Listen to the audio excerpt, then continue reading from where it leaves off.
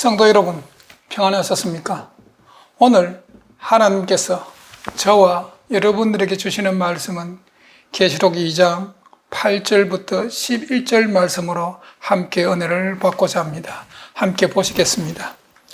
서머나 교회의 사자에게 편지하기를 처음이요 나중이요 죽었다가 살아나신 이가 가라사대 내가 내 환난과 궁핍을 아노니 실상은 내가 부유한 자니라. 자칭 유대인이라 하는 자들의 해방도 아노니 실상은 유대인이 아니요 사단의 회라. 내가 장차 받을 고난을 두려워 말라. 볼지어다 마귀가 장차 너희 가운데 몇 사람을 옥에 던져 시험을 받게 하리니 너희가 10일 동안 환난을 받으리라. 내가 죽도록 충성하라. 그리하면 내가 생명의 멸관을 내게 주리라. 기 있는 자는 성령이 교회들에게 하시는 말씀을 들을지어다. 이기는 자는 둘째 사망의 해를 받지 아니하리라. 성도 여러분, 신앙인들에게 고난의 때가 찾아오면 신앙에 시험이 드는 분들이 계십니다. 이 시험이 드는 분류를 보면 보통 두 가지 종류의 다른 반응을 보이게 됩니다. 한 종류의 사람들은 내가 하나님을 믿고 예배도 빠짐없이 드리고 예배 드릴 때 헌금도 꼬박꼬박 냈는데 왜 하나님께서 내게 이런 고통을 주시는가를 시작을 해서 아마 하나님은 안 계시는 모양이다. 하나님이 계시면 나같이 이렇게 신앙생활을 열심히 하는데 하나님께서 내게 복을 주셔야 하는데 왜 내게 고난을 주시는가 하는 것에 의문을 품죠. 그러면서 아마도 하나님은 안 계시는가 보다 하는 부류가 나옵니다. 즉 하나님을 부인하는 부류입니다. 또 한 부류는 하나님이 존재한다는 사실을 믿어요. 하나님이 존재한다 해도 나의 고난을 그냥 바라만 보고 계시는 하나님. 그래서 내가 믿는 하나님은 전능하신 하나님이 아닌가 보다라고 생각하는 부류입니다. 그래서 전능하신 하나님을 부인하기 때문에 그냥 하나님의 존재는 인정하지만 그렇게 하나님에 대한 열심이나 하나님에 대한 열정은 없는 부류죠. 이런 분들이 그냥 교회 다니는 것 뿐입니다. 유대인 랍빈 헤롤드 퀴신이라는 분이 책을 썼는데 그 책 중에 이런 책이 있습니다. 선한 사람들에게 나쁜 일이 일어날 때라는 제목의 책이 있습니다. 이 책은 몇 년 동안 미국에서 베스트셀러가 된 책입니다. 이 책은 인간의 고난을 추적했다는 그 사실에 대해서는, 그런 점에 대해서는 그래도 평가가 후합니다. 그런데 악의 문제를 추적하다가 그만 잘못된 결론에 이르고 맙니다. 그 책에 보면 하나님은 좋은 하나님이긴 하지만 전능하신 하나님은 아니라고 소개합니다. 그러므로 우리는 때때로 우리의 고통과 악에 대해서 어찌할 수 없는 하나님, 그분을 너무 원망하지 말라 이렇게 기록되어 있죠. 그리고 그분을 우리가 이해하도록 애써야 한다는 결론을 내립니다. 고난을 당하여 부정적인 반응을 보이는 사람들 중에서 하나님은 사랑의 신이 아니라는 것 같다고 생각한 사람들도 있습니다. 하나님이 사랑의 하나님이시면 자신의 고난과 아픔을 이해해야 되는데 그 자신의 고난과 아픔을 이해할 수 있으면서도 그렇게 하지 않는다는 판단에서 하나님은 사랑의 하나님이 아니라고 결론을 내린 겁니다. 이런 식으로 고난 앞에서 신앙을 포기하고 하나님을 떠나는 사람들이 우리 주변에 적지 않게 있는 것이 현 기독교의 현실입니다. 그런가 하면 시련을 당할 때 이것은 내가 더욱 하나님을 의지할 수 있도록 주께서 내게 주시는 시련으로 받아들이고 그리고 하나님께 더 가까이 나아가도록 하나님 말씀을 더 깊이 묵상하고 하나님 앞에 무릎 꿇고 더 깊이 기도하며 그리고 하나님의 말씀을 비추어 자신의 삶을 되돌아보면서 자신의 신앙을 한 단계 업그레이드 성숙시키는 성도들도 있습니다. 초대교회 역사에서 가장 기억될 만한 로마 황제를 뽑으라면 네로 황제와 도미티안 황제입니다. 그 중에서 도미티안 황제 때는 도미티안 황제는 자기 형인 티투스 황제의 뒤를 이어 황제가 되었는데 자기 형과 달리는 대단히 잔인한 사람이었습니다. 자기 형과 달리 그는 정말 대단한 잔인한 사람이었습니다. 기독교를 박해한 면만 놓고 본다면 어쩌면 도미티안 황제가 네로 황제의 버금가는 어찌하면 그보다 더 잔인한 황제로 기록될 수가 있습니다. 바로 이 도미티안 황제 때부터 로마의 황제 숭배 사상이 법적으로 본격화됩니다. 그때부터 로마 시민들은 로마 황제를 가리켜 우리의 주, 우리의 하나님이란 명칭을 사용하게 됩니다. 그리고 로마 시민뿐만 아니라 로마가 통치하는 모든 영역에 거주하는 시민들이 시저는 나의 주인입니다 라고 서로 인사를 해야 합니다.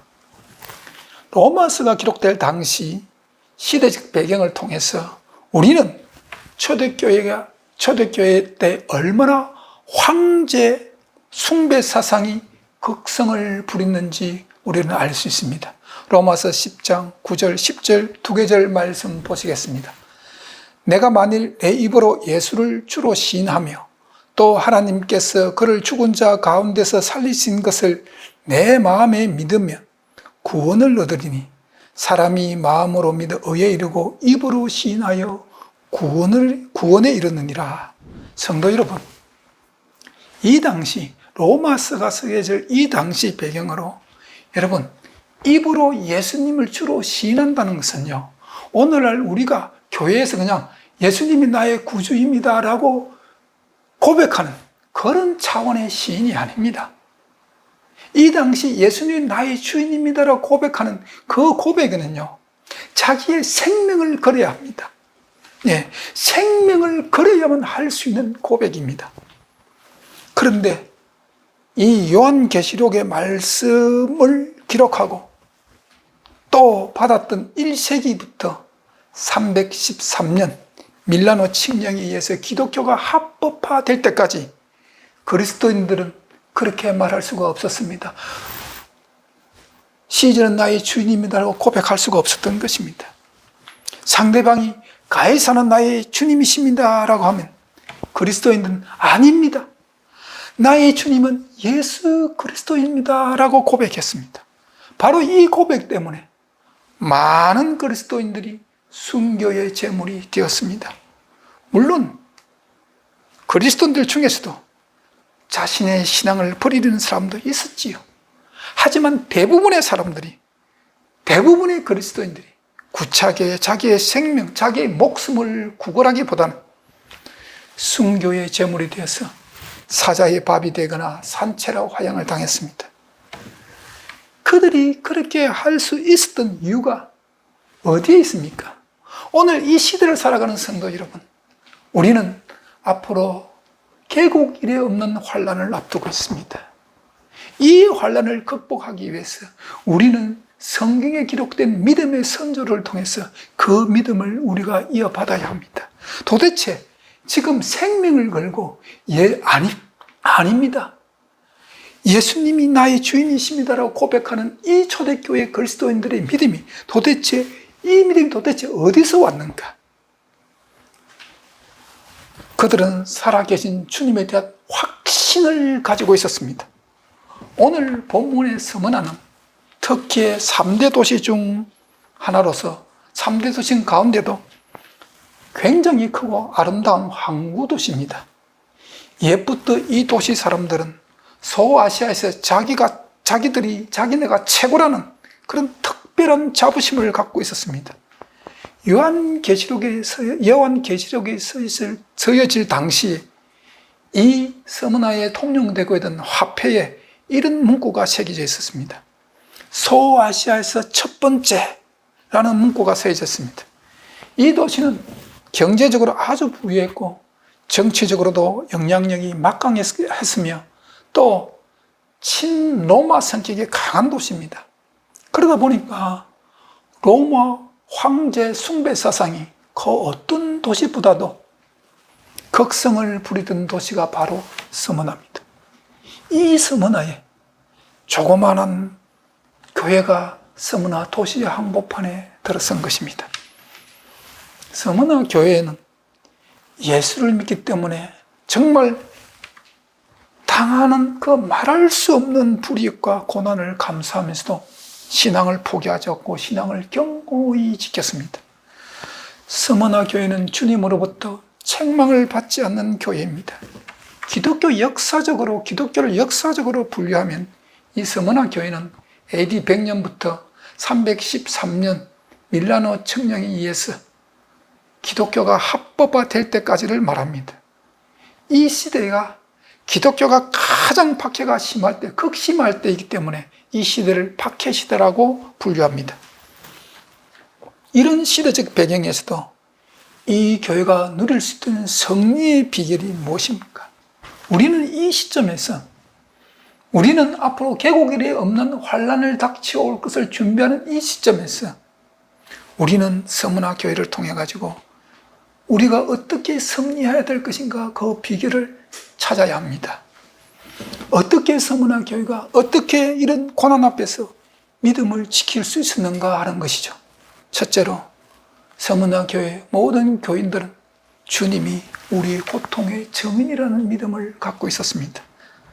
스무나 교회는 주님이 우리의 고통을 아신다 이 믿음, 이 한 가지 믿음으로 자신들에게 닥쳐온 고난을 맞섰습니다. 오늘 본문 9절 말씀 다시 보시겠습니다. 내가 내 환난과 궁핍을 아노니 실상은 내가 부유한 자니라. 자칭 유대인이라 하는 자들의 해방도 아노니 실상은 유대인이 아니요 사단의 회라. 주님께서 환난을 안다고 말씀하고 있습니다. 여기서 환난은 예수 믿기 때문에 받는 시련입니다. 그들의 신앙 때문에 지불해야 하는 값비싼 대가입니다. 생명을 걸어야 하는 겁니다. 생명을 걸어야 하는 환난입니다. 굶주린 맹수의 밥이 되든지 산채로 화형을 당하는 그런 환난입니다. 그런 고통입니다. 우리가 오늘날 겪는 그런 고통하고 차원이 다른 고통입니다. 그런데 그 고통을 오늘 주님께서 뭐라고 말씀하고 계십니까? 그 고통을 아신다고 말씀하고 있습니다. 네. 두 번째, 궁핍을 안다고 말씀하고 있습니다. 문자 그대로 물질의 궁핍을 말하죠. 이 당시 예수를 믿게 되면 돈을 벌 수 있는 길이 다 막힙니다. 재정적으로요, 경제적으로 무척 어려움을 겪게 됩니다. 현 시대 지금도 회교권에서는 예수를 믿으면 그렇습니다. 어렵죠. 또 회교권에 비해 가지고 조금 신앙의 자유가 있다는 이집트조차도 오늘 이 시대 예수를 믿으면 어느 직장이든지 간에 성질을 못합니다. 이것이 이 시대의 현실입니다. 하물며 박해시대 당시 예수를 믿으면 장사를 포기해야 합니다. 장사를 포기한다는 것은 그 당시 돈을 벌 수 있는 길이 사실상 다 막히는 것입니다. 그런데 주님께서 그들의 궁핍을 아신다고 이야기합니다. 그 어려운 물질의 고난, 고통을 주님께서 아신다고 오늘 표현합니다. 그리고 아신다고 하면서 다음에 뭐라고 말씀하십니까? 내가 내 환난과 궁핍을 아노니 실상은 내가 부유한 자니라고 이야기합니다. 이 말씀에 좀 앞뒤가 맞지 않는 거지 않습니까? 아니, 우리가 생각할 때 우리의 환난과 궁핍을 아시면은 주님께서 그 문제를 해결해 줘야 되는데 지금 환난이 목숨을 걸어야 되는 환난이 있고 지금 굶주림의 궁핍이 와 있는데 주님이 이 서문화 교회를 통해 향해서 주님이 하시는 말씀은 실상은 내가 부유한 자니라 라고 이야기합니다. 이 서문화 교회는 물질적으로 가난한지는 모르지만 내가 사실은 부자라고 하나님이 말씀하시는데 그 이유가 뭐냐? 이 서문화 교회는 믿음에 부유했습니다. 그리고 살아계신 하나님의 영광에 부유했습니다. 주님과 함께 누릴 수 있는 교제의 찬란한 기쁨에 부유했던 사람들입니다. 그들은 결코 가난하지 않았습니다. 여러분, 기독교의 부유는요, 세상의 권력과 물질이 아닙니다. 기독교의 부유는요, 서머나 교인들처럼 믿음에 부유해야 합니다. 찬란한 주님의 영광에, 하나님의 영광에 부유해야 됩니다. 그리고 주님과 함께 누릴 수 있는 찬란한 교제에 부유했던 서머나 교회처럼 이런 부유가 기독교가 말하는 참 부유입니다. 그리고 주님께서 또 뭘 안다고 말씀하십니까? 유대인들의 가는 박해를 안다고 말씀하고 계십니다. 서머나는 로마 황제를 숭배했는데 그 당시에 유대인들은 돈이 많아서 관료들을 매수해가지고 그들의 신앙을 지켰습니다. 그러면서도 그리스도를 고발하고 핍박하는데 앞장섰던 민족이 유대인입니다. 유대인들은요, 자신이 하나님의 백성이라고 자부심을 갖고 있으면 참으로 대단하죠. 그러나 주님께서 그들을 향해서 하시는 말씀은 그들의 실상은 뭐예요? 하나님의 백성이 아니라고 말씀합니다. 유대인들은 착각하는 거죠. 자기들은 하나님의 백성이라고 주장하는데 주님은 하나님의 백성이 아니라고 말씀하고 있는 겁니다. 자칭 유대인들이 하는 자들의 해방도 하느니 실상은 유대인이 아니요 뭐요? 사단의 회라 이렇게 표현합니다. 그들은 겉으로 하나님의 백성이라고 말하지만 사실은 그들은 사단의 도구일 뿐입니다. 그들에 의해서 너희들이 받고 있는 고통과 눈물과 고발과 중상과 모략을 예수님께서 아신다는 것입니다. 우리가 예수님을 모르는 사람들을 통해서 시련과 고난을 받으면 굉장히 서럽죠. 그런데 하나님을 믿는다고 말하는 자들을 통해서 우리에게 환난과 시련과 핍박이 닥쳐오면 예수님을 모르는 사람들을 통해서 받는 그 고통보다 훨씬 더 고통이 큽니다. 그런데 주님께서 말씀하시기를 소위 하나님 백성이라고 이끌어지는 사람들에게 당하는 너희의 그 고통, 그들을 통해서 당하는 그 모락과 중상과 고통을 주님께서 아신다는 것입니다. 여러분, 주님이 아시면 됩니다. 세상 사람들이 알아주기를 바라지 마십시오. 우리의 주님이신 주님이 아시면 됩니다. 왜? 그분은 고난에 처음도 알고 끝도 아시는 분입니다. 뿐만 아니라 고통의 절정인 죽음을 경험해 보신 분입니다. 그분은 죽음에 대한 두려움과 공포를 아십니다. 우리와 똑같은 본성을 입은 육체를 가지고 성육신하신 분입니다. 그리고 그 육체를 가지고 고난을 직접 체험하신 분입니다. 고통을 직접 체험하고 경험한 분이시기 때문에 그 고통에 대한 공감대가 같이 성립됩니다. 그러니까 주님께서 자신 있게 아신다는 것입니다.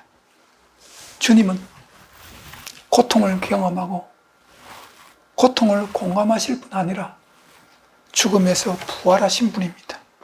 인생 최악의 절망인 죽음에서 부활하신 분, 다시 말씀하면 죽음을 정복하신 분입니다. 고통의 대가가 찬란한 영광의 부활이라는 것을 몸소 보여주신 분이 우리의 주님이십니다. 그분이 뭐라고 합니까? 내가 내 고통을 안다고 이야기합니다. 성도 여러분, 여러분의 삶 속에서 신앙 때문에 고통을 받고 계십니까? 주님께서 여러분의 현 고통을 알고 계십니다. 그러면 끝나는 거 아닙니까? 서머나 교회가 승리할 수 있었던 것은 주님이 지금 그들이 받고 있는 이 고난에 정인이라는 믿음을 가지고 있었습니다. 정인임을 기억하고 있었기 때문입니다. 둘째, 서머나 교회가 이 고난을 극복할 수 있었던 것은 고난은 결코 오래 가지 않는다는 사실을 기억하고 있었습니다. 서문학 교인들은 반드시 고난이 끝난다는 것을 믿었습니다. 10절, 오늘 본문 10절 다시 보시겠습니다. 내가 장차 받을 고난을 두려워하지 말라. 볼지어다 마귀가 장차 너희 가운데 몇 사람을 오게 던져 시험을 받게 하리니 너희가 10일 동안 환난을 받으리라. 내가 죽도록 충성하라. 그리하면 내가 생명의 멸류관을 내게 주리라. 이미 신앙적으로 환난과 물질의 궁핍과 유대인들에 의해 배척이라는 고난을 당하고 있지만 앞으로 더 무서운 고난이 있을 것이라는 것을 이야기합니다. 우리가 당하는 여러 가지 유형 고통 때문에 괴롭고 아픈 것은 사실입니다. 하지만 그 고통은 영원히 계속되는 것이 아닙니다. 여러분, 우리가 신앙생활을 하면서 지금까지 고난을 겪고 왔습니다. 그러나 우리에게 여기도 10일 동안 약 10년입니다. 1년 넘은 지기가 10년이죠. 마지막 큰 환난이 있었습니다. 그러나 지금 서문화 교회가 받고 있는 그 고난보다 더 큰 고난이 기다리겠다는 겁니다.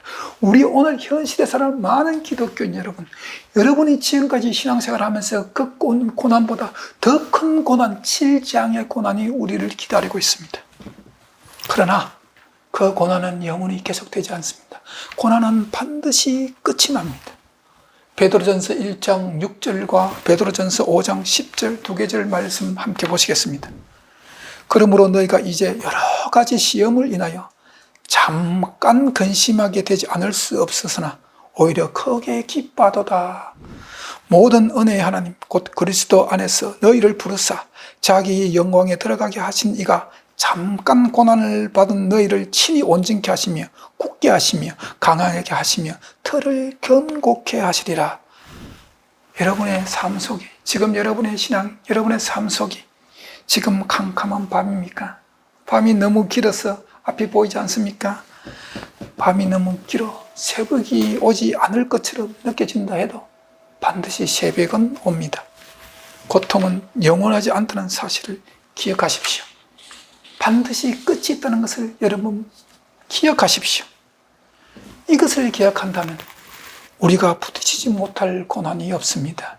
이런 믿음이 우리로 고난을 피하지 말고 부딪혀서 승리하고 참고 견디게 할 것입니다. 셋째, 서문화 교인들이 가졌던 신앙, 고난 후에 예비된 상급을 바라보는 믿음을 가졌다는 것입니다. 오늘 본문 11절 말씀 보시겠습니다. 기 있는 자는 성령이 교회들에게 하시는 말씀을 들을지어다.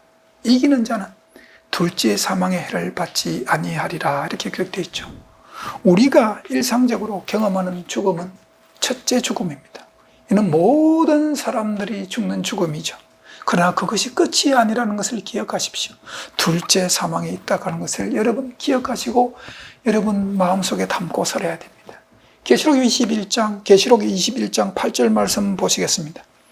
그러나 두려워하는 자들과 믿지 않은 자들과 흉악한 자들과 살인자들과 행음자들과 술객들과 우상 숭배자들과 모든 거짓말을 하는 자들은 불과 유황으로 타는 못에 참여하리니 이것이 둘째 사망이니라. 여러분, 성경은 분명히 둘째 사망에 대해서 기록하고 있습니다. 이 세상에서 그리스도인들을 누르고 박해한 자들은 지금 당장 그들이 승리자처럼 보이지만 그들은 둘째 사망을 피할 길이 없습니다. 그들은 지옥의 형벌을 면할 길이 없다는 것입니다. 그들이 이 땅에서 누리고 있는 그 모든 영광이 여러분 둘째 사망 앞에는 무용지물입니다. 그게 무슨 의미가 있는 겁니까? 아무 의미가 없게 되는 것입니다. 오늘 본문 10절 말씀 보시겠습니다. 내가 죽도록 충성하라. 그러면 내가 생명의 멸류관을 내게 주리라. 멸류관이라는 단어는 헬라어로 스테파노스라는 단어입니다. 이것은 경기에서 최후의 승리자에게 주어지는 관용입니다. 이게 비유가 적절할지는 모르지만 오늘 스포츠 축제하면 올림픽이죠. 올림픽에서 최고 성적에 주어지는 것이 금메달입니다. 비슷하죠. 예수를 믿는 우리에게 승리의 면류관이 주어진다는 겁니다. 주님께서 약속하십니다. 내가 죽도록 충성하라. 네. 그래야만 내가 생명의 면류관을 내게 주리라. 여기에 생명은요, 다시 한번 살 수 있는 기회가 아니라 영생할 수 있는 면류관입니다. 모든 인간이 꿈꾸었고 지금도 꿈꾸고 있지만 한 번도 가져보지 못한 행복, 한 번도 정말 가보지 못한 행복이 있는 곳에 하나님께서 우리의 삶을 보장해 주신다는 겁니다. 그것도 영생의 삶으로. 동서고금을 불문하고 누구나 갖기를 원했던 행복, 내 자식만이라도 그곳에 살아봤으면 하는 그런 곳, 눈물도 없고 애통하는 것도 없고 곡하는 것도 없고 사망도 없는 그런 곳, 그런 나라에서 영원히 사는 축복을 주어진다는 것입니다. 요한계시록은 AD 95년경에 쓰여졌는데 이 요한계시록이 쓰여진 난 후 약 60년 후 AD 155년의 일입니다. 바로 이 스무나 교회의 감독입니다. 그리고 사도 요한의 제자요 속사도 교부 중에 한 분이신 그 감독이 바로 폴리캅입니다. 폴리캅은 주님을 향한 신앙을 포기하지 않고 최후까지 믿음을 지키라고 성도들을 격려한 이유로 그는 체포됩니다. 스무나 총독은 굶주리고 날뛰는 맹수 앞에 그 서 있는 86세 된 그 노인 목회자를 향해서 이렇게 말합니다. 우리는 당신의 연세와 당신의 고결한 인격을 존중하고 나는 당신을 죽이고 싶지 않소. 가이사가 주님이요 나사렛 예수가 주님이 아니란 이 한마디만 고백하면 나는 당신을 풀어주겠어. 다시 살려준다는 거, 죽이지 않겠다는 겁니다. 이에 폴리캅은 하늘을 우러러 바라보고 그 스무나 총독을 바라보고 그 당시에 모였던 마을 사람들을 바라보면서 이렇게 대답했다고 합니다. 내 나이 86세, 86년의 세월을 살아오는 동안 내 사랑하는 주님은 나에게 한 번도 나를 해롭게 한 일이 없어. 그런데 내가 어찌 이 나이에 나를 구원하신 나의 왕을 불명예스럽게 만들 수 있겠어? 제발 나를 죽여주시오 라고 말했답니다. 폴리캅은 굶주린 야수에 던져지는 대신에 장작 더미 위에 산채로 화형을 당했습니다. 자기 몸에 불이 닿는 순간, 불이 붙는 순간 폴리캅은 큰 소리로 하늘을 향해서 이렇게 외치고 부르짖었습니다. 오 사랑하는 나의 주님이시여, 내가 주님의 고난에 동참할 수 있는 은혜를 주시니 주님을 찬양합니다. 성도 여러분, 지금 우리는 코로나로 말미암아 전 세계가 몸살을 앓고 있습니다. 진정되어 가는 듯 했지만 델타 변이로 다시 전 세계가 멘붕에 빠져들고 있습니다.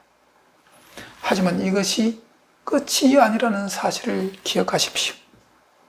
지금 이 시대에 닥친 고난은 이제 시작에 불과합니다. 앞으로 우리에게 남아있는 마지막 재앙이 있습니다.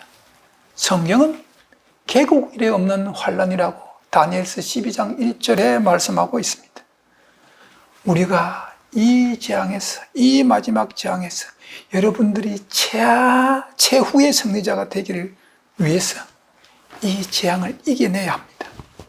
어떻게 이길 것인가? 어떤 믿음으로 이 재앙에 맞서서 부딪혀서 이길 것인가? 그 답을 오늘 저와 여러분들에게 제시하는 것입니다. 서문화 교회가요. 성도 여러분, 여러분의 삶이 힘든 고난의 삶입니까? 지금까지도 우리의 삶이 순탄하지 않았습니다. 우리의 삶이 고난의 삶의 연속이었습니다. 그런데 앞으로 우리에게 더 큰 고난이 기다리고 있습니다. 이 고난에서 승리할 수 있는 비결은 오직 하나, 우리의 고난을 아시는 주님을 바라보는 것밖에 없습니다. 우리의 고난을 아시는 주님을 바라보십시오.